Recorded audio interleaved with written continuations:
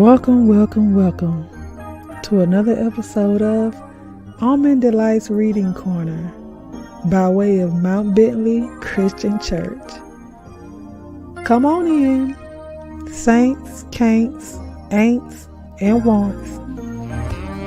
Welcome to this week's read of Between Pews by yours truly, Mr. James Colwell.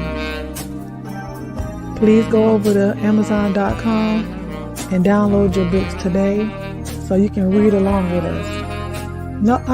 Come on in. Sit back here with us on the back pew as we find out what they're doing up there between the pews. Let's enjoy this read. Are you ready?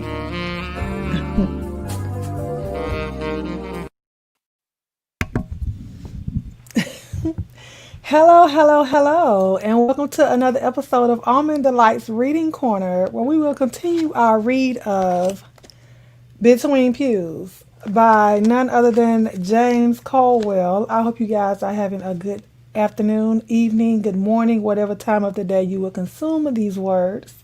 Just to give you a little of backdrop of what we read last week, the first two chapters, we know we met the main character, Mr. Edwin James, who moved from Maryland to Pittsburgh, and honey, he ran into a hot Miss Miranda at his apartment complex, who also ran into a hot moving man named Rafiq.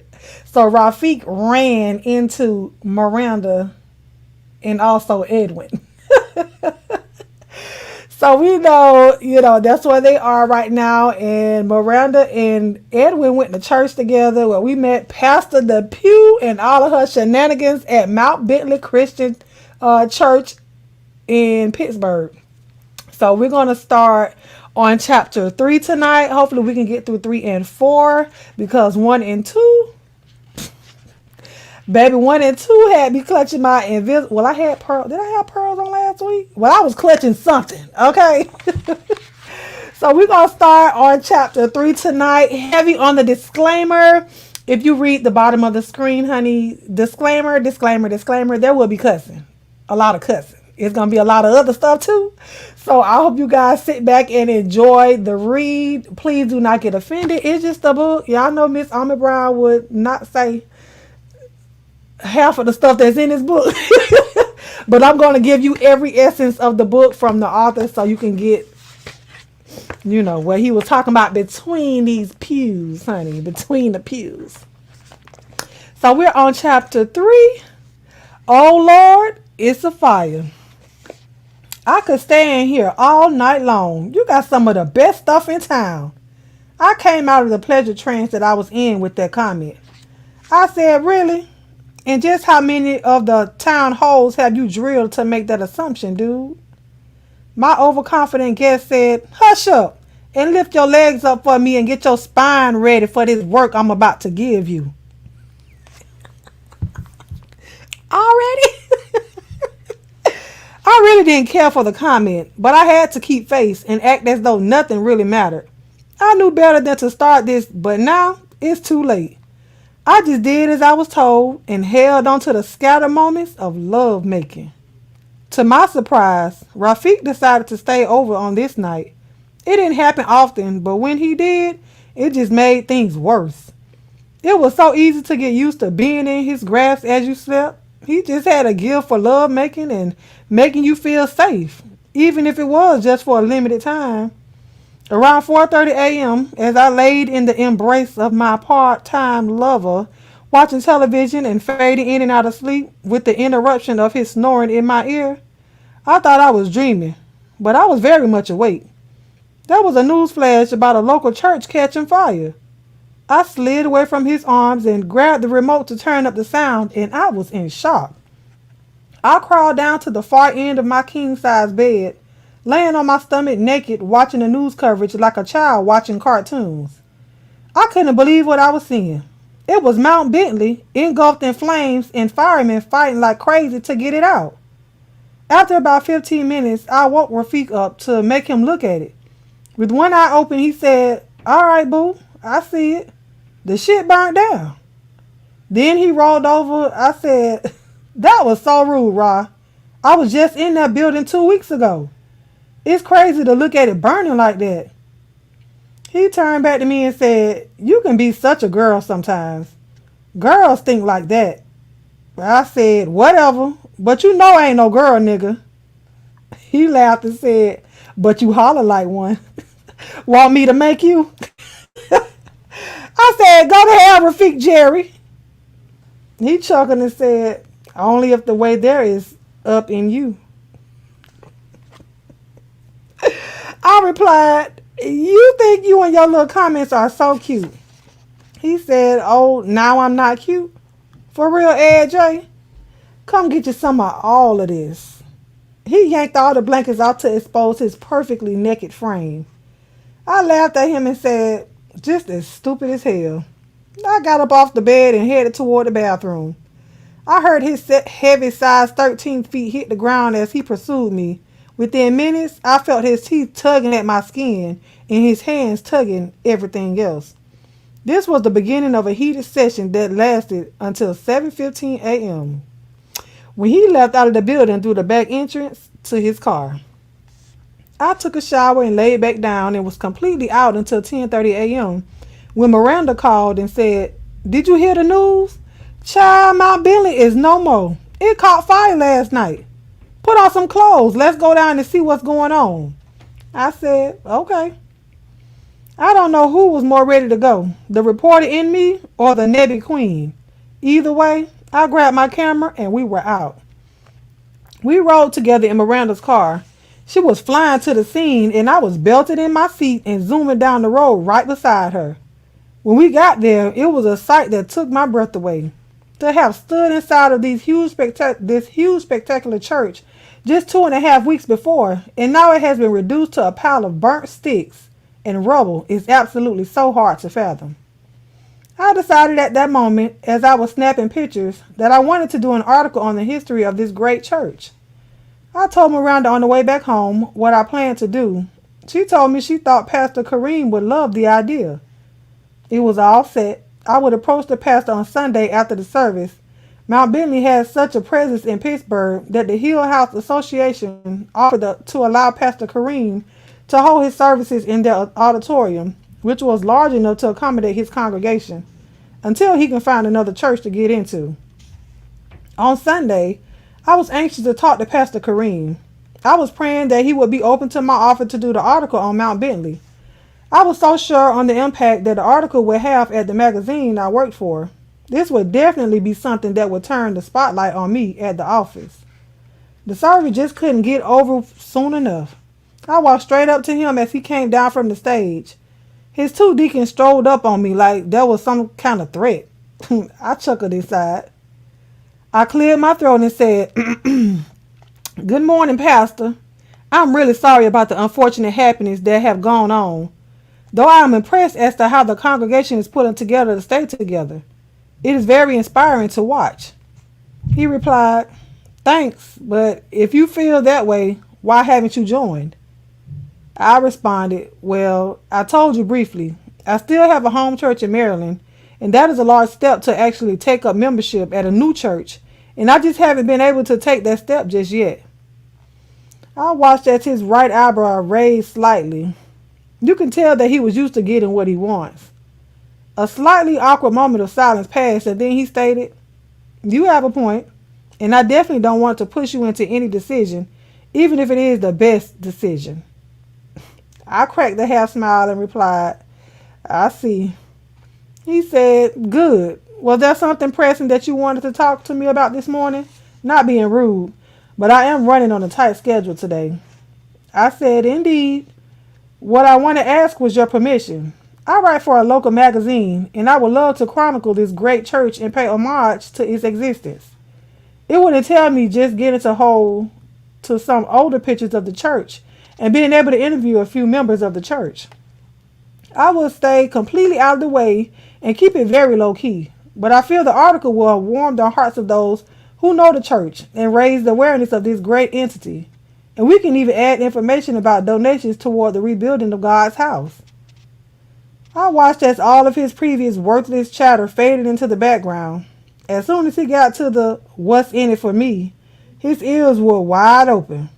I found it quite tacky. As I watched Pastor Kareem's eyes dance with delight and dollar signs and thoughts of donation envelopes, he responded, "That sounds like a great idea. I love the way you think. You will most definitely be one of my flock. I am totally in agreement with this project. Anything that shines a positive light on Mount Bentley, I am happy to participate in." I thought to myself, what an opportunist. But whatever. It's time to further my career and do what it is that I do best. Right. And scene. We're going to take a brief intermission. I'm going to let you guys know where you are just in case you just getting in. So don't go nowhere. Okay? Be right back. Welcome, welcome, welcome to another episode of Almond Delights Reading Corner by way of Mount Bentley Christian Church. Come on in, saints, can'ts, ain'ts, and wants. Welcome to this week's read of Between Pews by yours truly, Mr. James Colwell. Please go over to Amazon.com and download your books today so you can read along with us. No, come on in. Sit back here with us on the back pew as we find out what they're doing up there between the pews. Let's enjoy this read. Are you ready?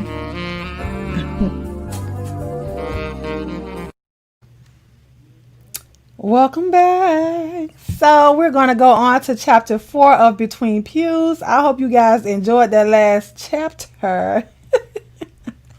So chapter 4, third pastor. Okay. Miranda and I left the Hill House and decided to go over to the north side of town to have lunch at a restaurant that belonged to a friend of hers. I was already brainstorming on how to get as many of Mount Bentley's members as possible quickly. We decided that current members would be easy. All I had to do was put out an announcement at church. And all social media probably would be the best way to find previous members. Word of mouth should absolutely fill in the blanks.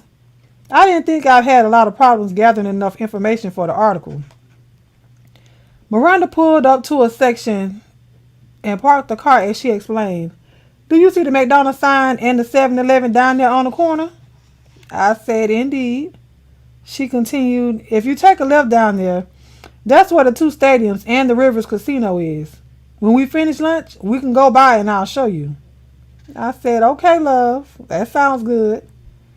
I didn't have the heart to tell her that I had been to the casino several times. Rafiq had taken me. It was a good time, but all times with Ra were good times. Unfortunately, Miranda knew firsthand how it was spending time with him. As we approached the building, I said, "Oh my goodness, I wouldn't have even seen this place." She said, "Really? There's a big sign out front." I said, "What?" I ran back out front and there it was, as big as day. "Welcome to Carmi's." I ran back in and said, "Miranda, I don't know how in the world I missed that big sign." Oh, he's so shady. She laughed and said, "You are so doggone excited about that article. That's all you focused on. But wait till I get you some of this food that my girlfriend prepares up in here." She started clowning and rubbing her belly, which made me laugh really hard. We approached the front of this dimly lit, exquisite restaurant that had an atmosphere that makes you want to stay forever. And not to mention all the aromas coming from the back. I was immediately starving. Within moments, an older woman and younger guy appeared with huge grins on their faces. They spoke almost in unison. "Welcome to Carmi's." The woman took her spot at the register as she answered the phone that had begun to ring. The gentleman said, "May I seat you?" Miranda turned right on like a chatty Cathy doll. "Sure, if you must. You can sit me wherever you want," and followed through with an obvious seductive glare. He responded, and licked his lips. I chuckled and said to myself, oh my. He led us to a booth and sat us down. In back of us was a table filled with older Caucasian women having lunch. And from the volume at the table, you can tell they were having an extremely good time. The young gentleman said, we will have someone over in just a second to take your order. Miranda responded, is the owner in? He said, why, yes, ma'am. She said, I'd like her to take my order. He said, no problem. Let me see if she's available. Miranda said, hold on, love. You mean to tell me that you would take an order to have the owner take a customer's food order at their request? He responded, absolutely. We are trained to give a customer the desire of the heart, if possible, while dining at Carmi's. Miranda said, cool. Go get her then. I was thinking to myself, and you're being a bitch to him because... So when he walked away, I said, why are you giving him a hard time, Em? She said, oh boy, watch how I work this. A few seconds later, the guy returned, and directly behind him was a chocolate-skinned goddess. She stood almost 6 foot and as curvy as can be.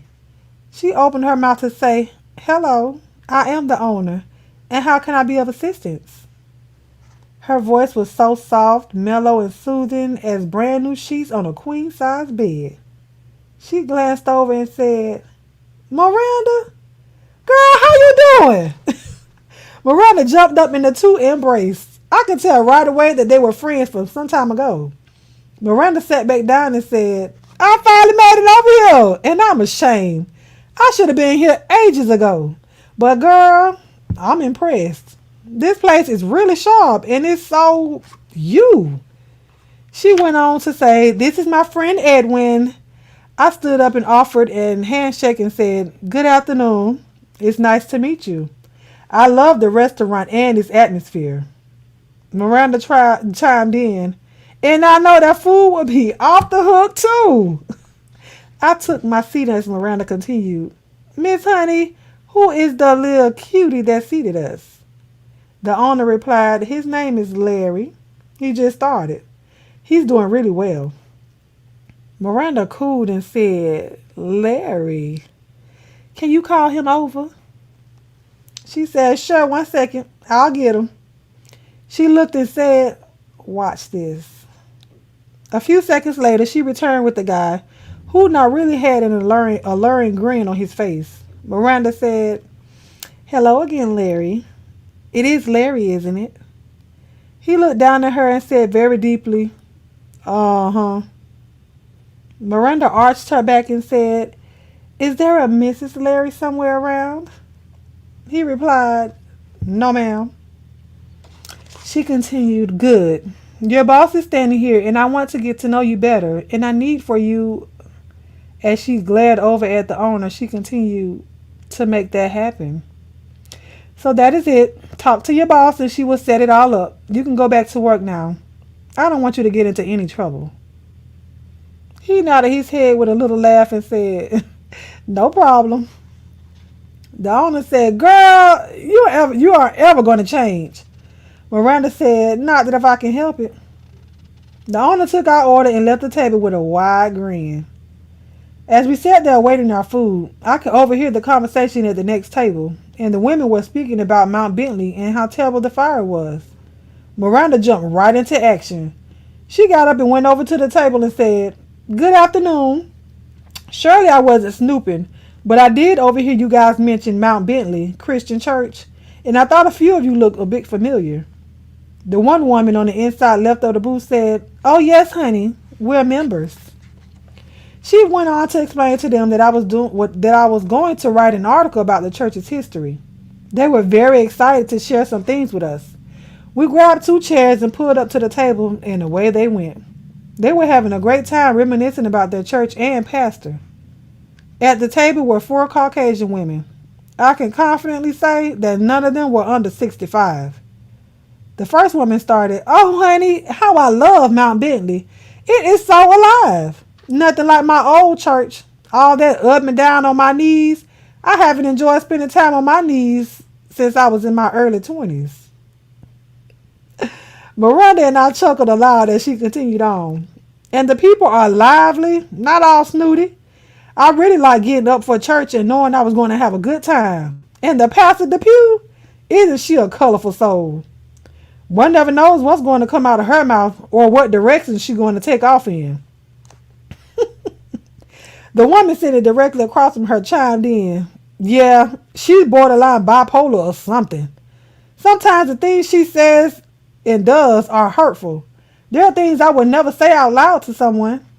Do you remember the time she was screaming about paying tithes and said that if you don't pay your tithes that God would punish you by emptying your bank account and make it so you can't pay tithes or anything else? She said it as if she had personally spoke to God and he told her that was what his plan was. She is a strange lady. The next woman chimed in as our food was showing up to the table, and actually so was theirs. So the owner and the gentleman assisting her moved another table to give us adequate space as if we all came together. I gave them kudos for the hospitality. As they set the food in front of its proper owners, the woman spoke. She had a very serious look on her face. Well, I have been a member for quite a long time, and I thank God every day for Pastor Kareem and his powerful spirit-filled hands. She started to well up with emotion as she continued. My son is 37 and still lives at home with me and my husband. Say what now? He is a good-looking boy, and there was no shortage of girls stopping by the house. I would always hear sounds that I had no business hearing in the wee hours of the morning. But I found it very strange when I would hear our cute little black poodle yelping late at night.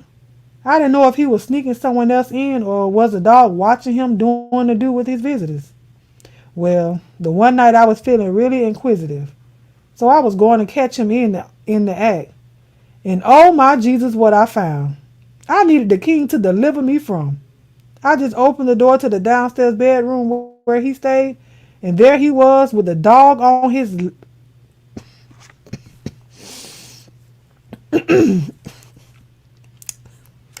I just opened the door to the downstairs bedroom where he stayed, and there he was with the dog on top of his penis, yelping as he maneuvered her like a sex toy of some type.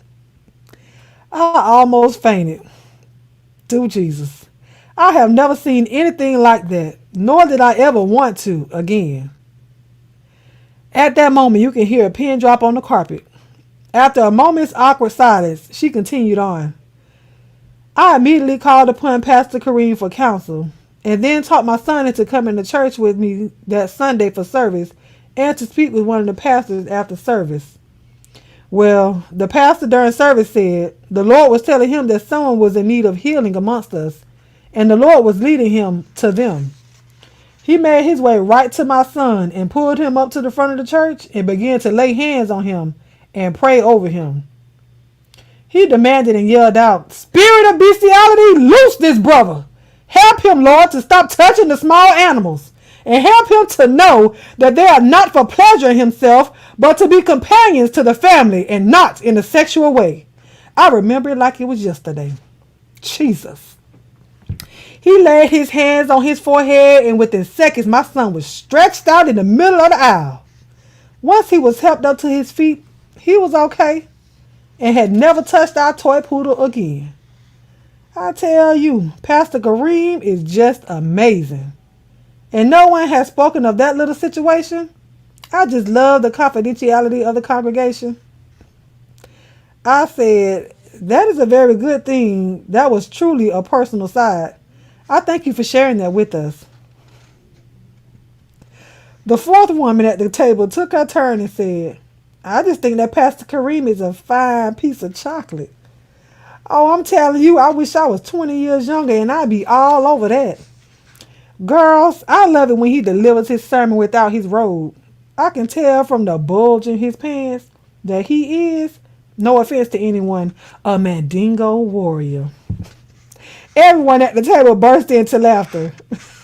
We thank the ladies for their participation, and I settled the bill for all our lunch, which was superb. I once again thank the owner of Carmi's for her exquisite hospitality and cuisine, and assured her that I would be back and would spread a good word. As we got into the car and headed home, Miranda and I discussed the whole bestiality situation. She said, "That's some old bullshit. That congregation didn't discuss that shit. I heard about it and just didn't know who it was." I replied, "Yeah." And to think that he passed out and was delivered. He was probably embarrassed as hell and fainted. I can't believe he did all that in front of the whole congregation. That should have been done in a private session, not as a floor show. Miranda agreed and said, "Look how we just literally walked up on 4 interviews. This ought to be very easy for you, Edwin." I said, "I hope so." The next day around 8:30 a.m., I put out a Facebook message asking for folks that were interested in giving interviews. It read, "Attention, past and present members of Mount Bentley Christian Church. Inbox me if you would like to participate in an interview for an upcoming magazine article chronicling the amazing history of this great institution. Thanks in advance." By the time I got a break around 2 p.m., I had several inboxes, but one stood out amongst the rest. It was titled, "Thug Pastor." When I opened the email, I was shocked and alarmed at its contents. The email read, "Thug Pastor, you are a killer of dreams. Dress proper and living proper, it seems. You wear loafers instead of Timbs, but your wrongs need to come to an end. Every contact with you is a business transaction. If there's no money involved, it's not to your satisfaction. Dealing and selling in the church, no matter who may get hurt. Performing counsel in the evenings quite late. Are these really sessions or just cover-up dates? Inappropriate and ever so smug. You are not godlike. You're nothing more than a thug. The role you have is as a pastor, but this feels like slavery. Would you prefer that we call you Master?" I would not indulge. There's only one Master, and his name is God. You, kind sir, are just a common thug pastor. I'm so glad that somebody is finally going to expose this dude. When I said too much a year and a half ago, I got jumped and beaten up by Kareem's personal deacons.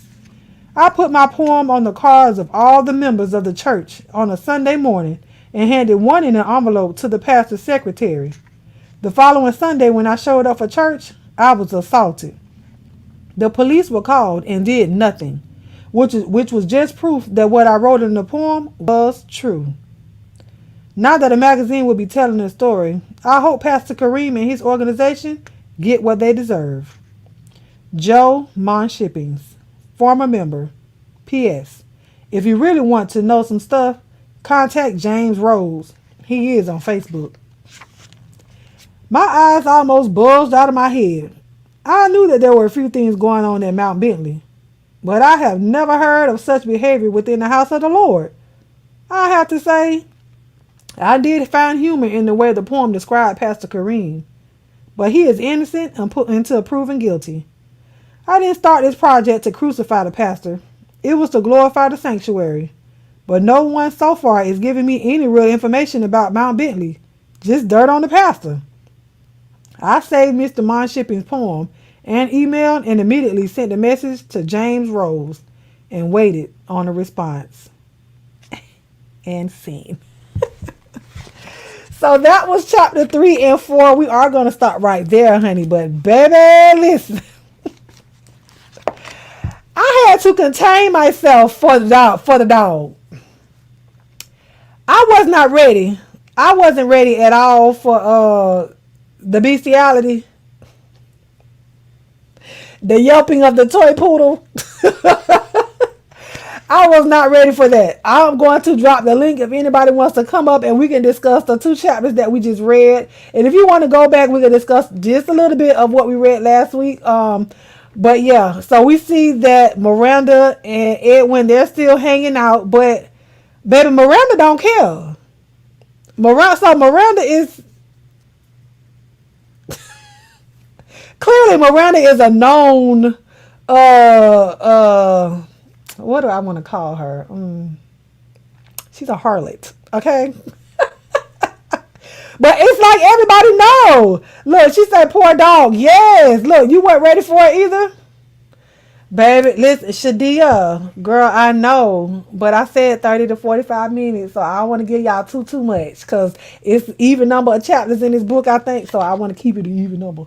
But, baby, listen, I don't think I believe now. Do y'all really believe? Now, I'm not saying that it couldn't happen, but the whole thing with the with the lady's son, and I'm with Edwin. I think the man passed out and fainted because he was embarrassed that the pastor actually called him up there talking about the Lord led him to him. See, that's why sometimes, and I'm not gonna say it all the time because it is some pastors that are confidential, but sometimes people feel like the pastor be preaching on their life when they be telling them stuff, and then you want to call it out talking about the Lord told you. I just told you that last night.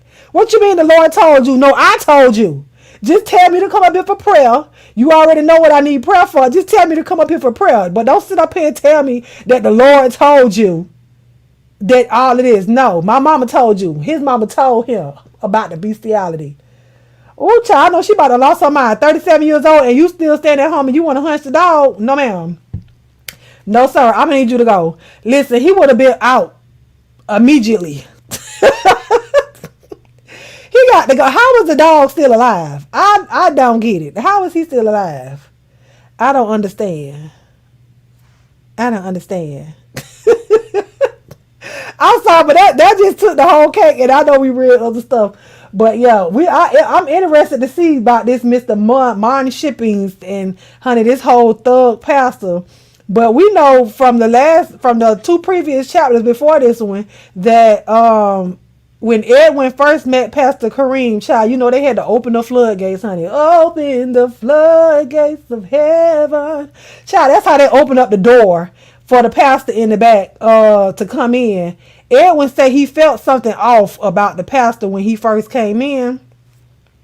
So we're going to see now with the whole, the thug pastor where all that comes in, because he did get, a little itchy feeling. But I don't know if Pastor swing that way as well, the same way that Rafiq be swinging. But I want to see where I feel like Rafiq comes somewhat in on this. And I hope Rafiq was not the one with the bestiality. Okay? I pray that it was not Rafiq that was living at home with his mom and them.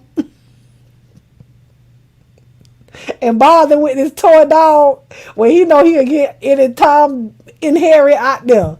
So, listen, I really enjoyed this read. Did you guys enjoy it? What about the book did you guys like? And you asked, was this about from the perspective of James? So he said Mount Bentley is a made-up church.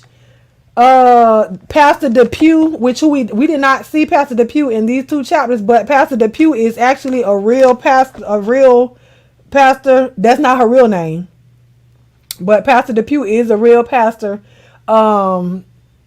From the church or whatnot. You ready, honey? Okay. Hi. Oh, wait. Let me put my headphones on. I can't hear you. How are you? I can't hear you. Is it just me? I think you're covering up your microphone. You okay? Can you hear me now? Yes, I can. Listen, what got me was the woman that was talking about the pastor. I said, how the pastor like the fact that when he preached without a robe on. That's what got me. Oh yeah, she like to see Pastor come up there and deliver the word while she up there just lusting over what's going on downstairs. But and then the part about the dog, the boy and the dog, I'm like, how he take a dog like that? Listen, I don't understand. I don't understand that. I mean, it's too much out there. It's stuff standing on the corner that you can go get, but you got the dog. What's that? Why the dog? Hey, why the family? That's gonna be your brother and sister. How is you messing with him like that? Listen, baby, listen. And then the part from like last week, what I like was when they were talking about the your sound going in and out. Look here, your sound going in and out. Are you holding on the microphone? Your hand is over your Uh-uh. mouth. Okay, there you go. There you go. The part that got me was when they were talking about how she was up there shouting. I said, because I've seen people that do that Oh, you in talking about real Pastor the life. Pew? I'm like, okay. I was like, oh my god. Listen, that just gave me my whole life with with the shouting and everything. That I swear that just gave me my whole life because it's true. And like they say, you never know which direction she gonna take off in. But some people, you And then learn. the part when you read that all I did was just sat back and watched it. I said, oh my god, I've seen this, so I've seen this. But I mean, it happens. And like I said, you learn people, especially when you go to church and it becomes a show. For some people, it's a show. So they put on for everybody. And so you get to learn their antics and what they're going to do. Oh, I wonder what side they're going to run down this time. I wonder what, So you learn, you learn the people like that. Girl, I gave Yep. James a side eye too. She said I stopped several times and gave James an eye roll. But it happens. Listen, none of this stuff is far fetched in this book. None of it is far fetched, especially what happens in the church. In this, I mean, hey, I ain't gonna say it's sad, but it's sad. Some of it is, Well, it's funny. it be sad though, because it's like by the time you get through watching this, everybody else already know this. So whenever they go to another church, they do the same thing. It's like, okay, really? You supposed to keep that at home Yeah, and not child, be they don't seeing things in care. other people's churches. It's like, okay, no, no, no. But then, But I those mean, are can the you? parts that I really enjoyed. Yeah, but can you really say it's a And I show like then? the I was watching your expressions. I'm like, Listen, I'm telling y'all when I'm reading this, I'm read y'all getting a reaction out of me because I don't read the book beforehand. So when I'm reading it to you guys, I'm reading it to y'all for the first time. So I'm shocked.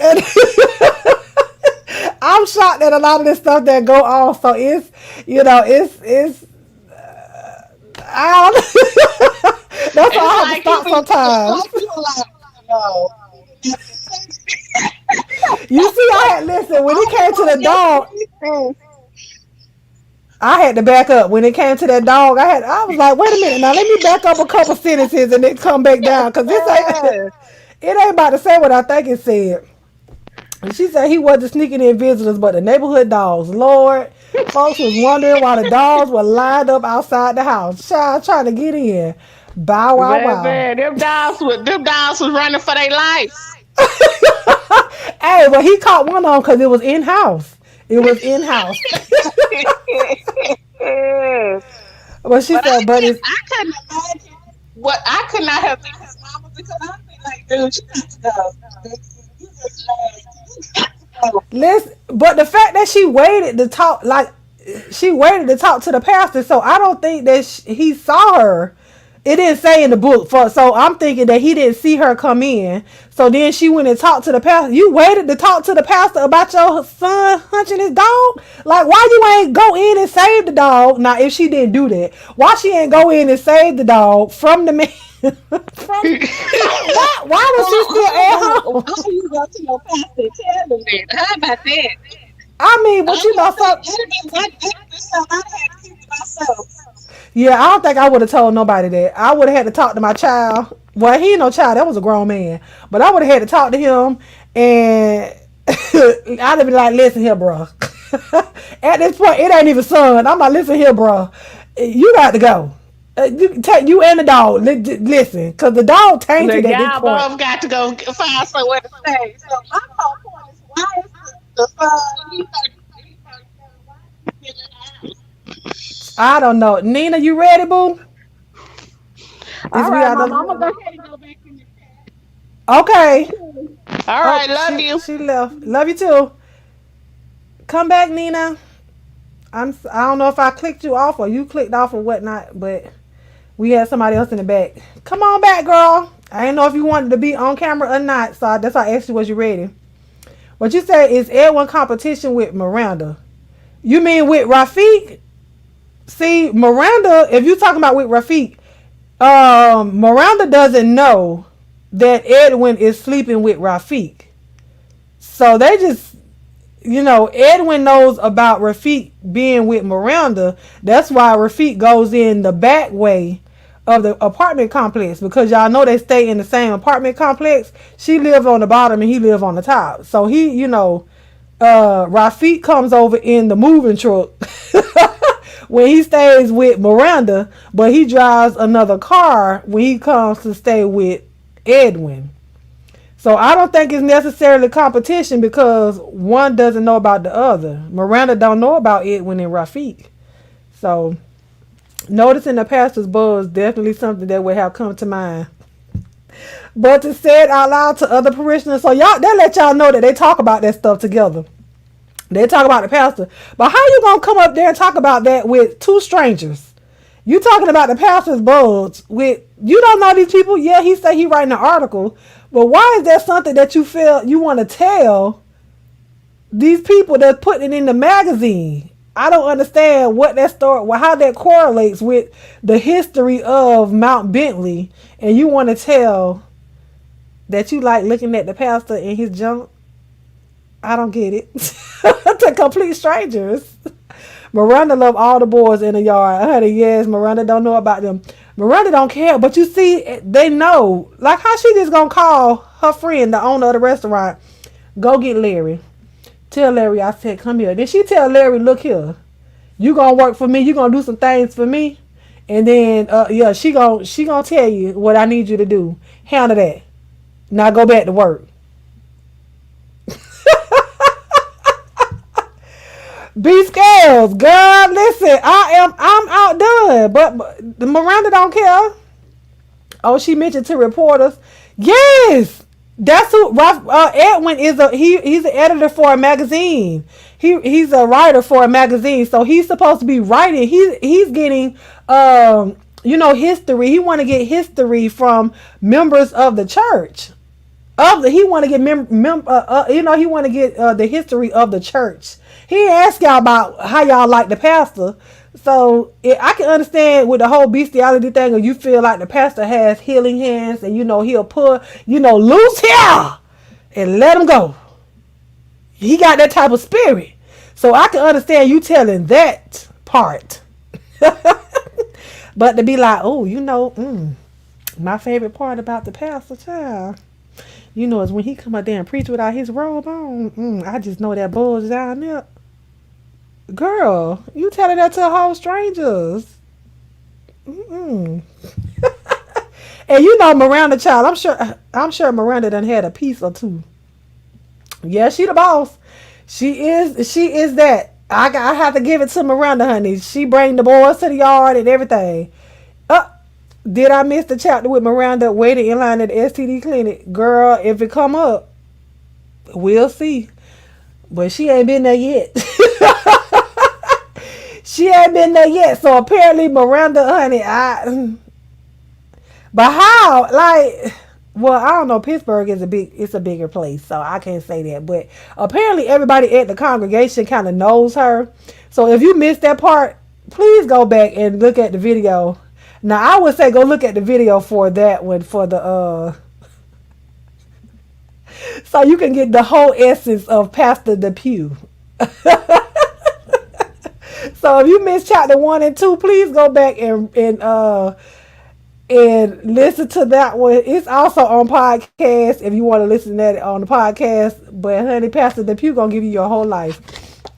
And I'm gonna see if James, because he said a lot of these places that are in the book are actually they're real places that are in Pittsburgh. So I'm going to see if he can send me some pictures that he has, and maybe next week I can show you guys the actual places of some of the places that are here. So maybe Carmies,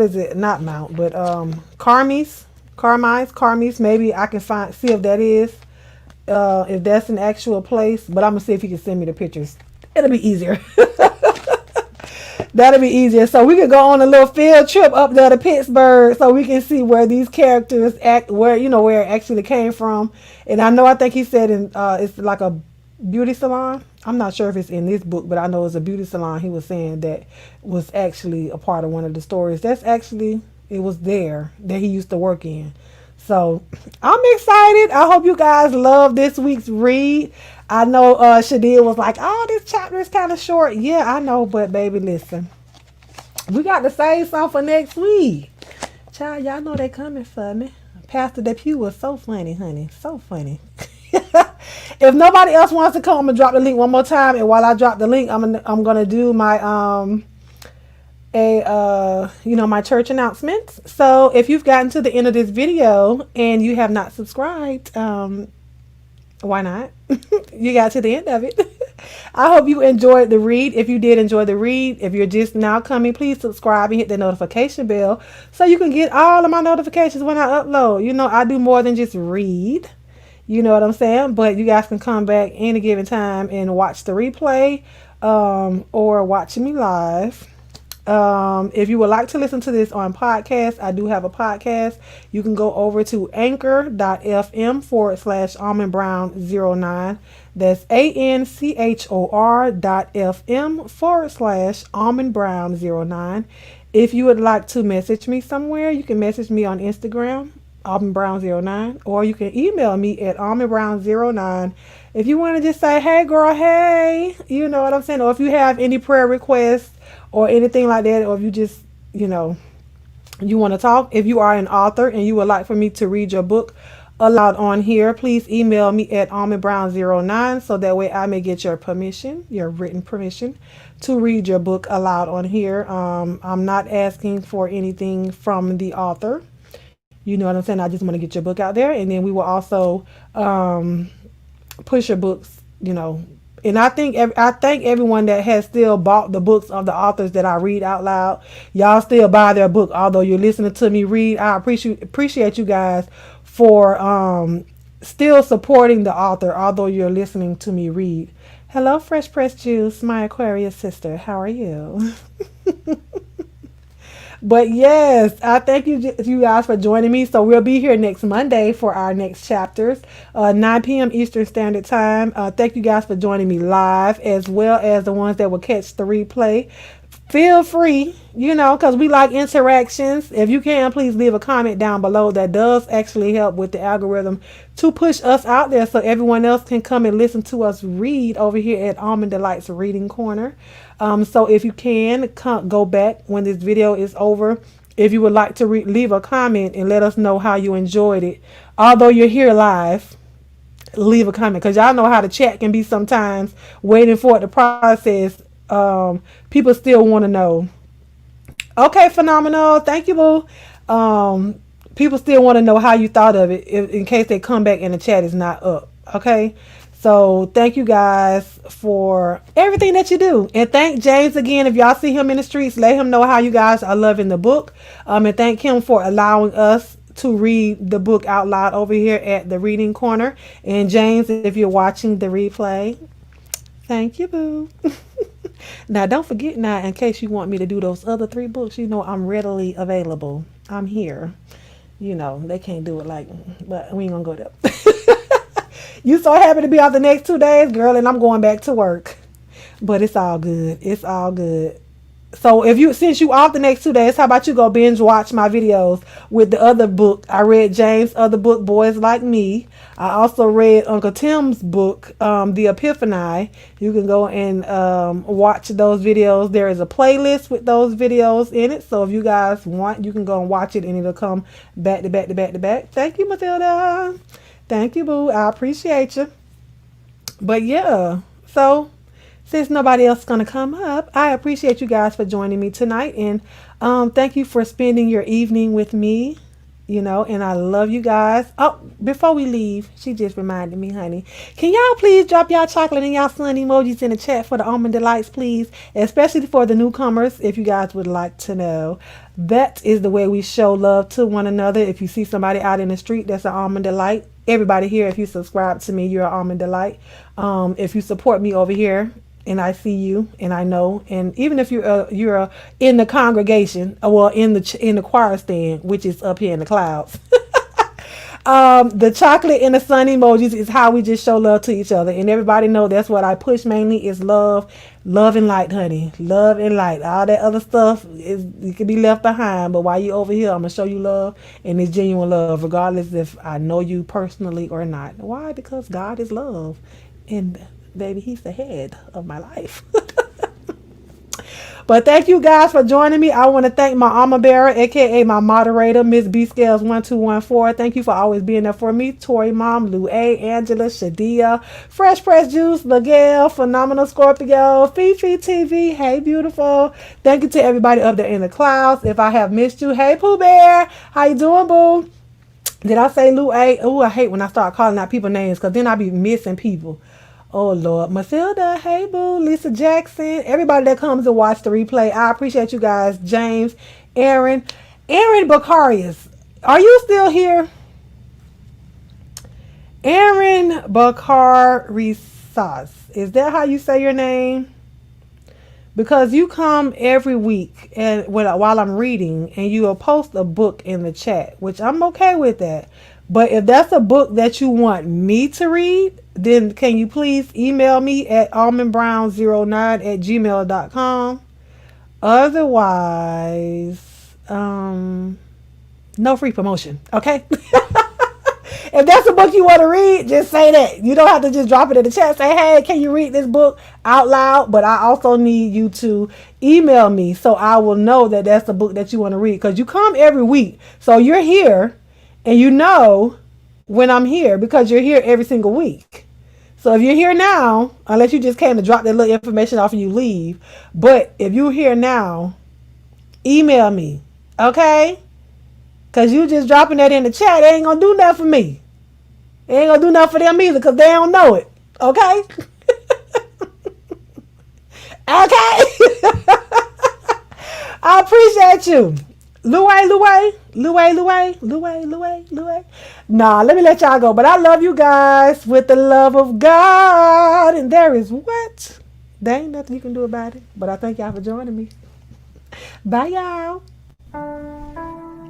Thank you all for joining another episode of Almond Delights Reading Corner. I pray that you enjoyed yourself and you're relaxing your mind, in your body, and in your spirit. Come back and join us again next week as we continue our reading. If you haven't subscribed, please do so. Be blessed and enjoy your evening.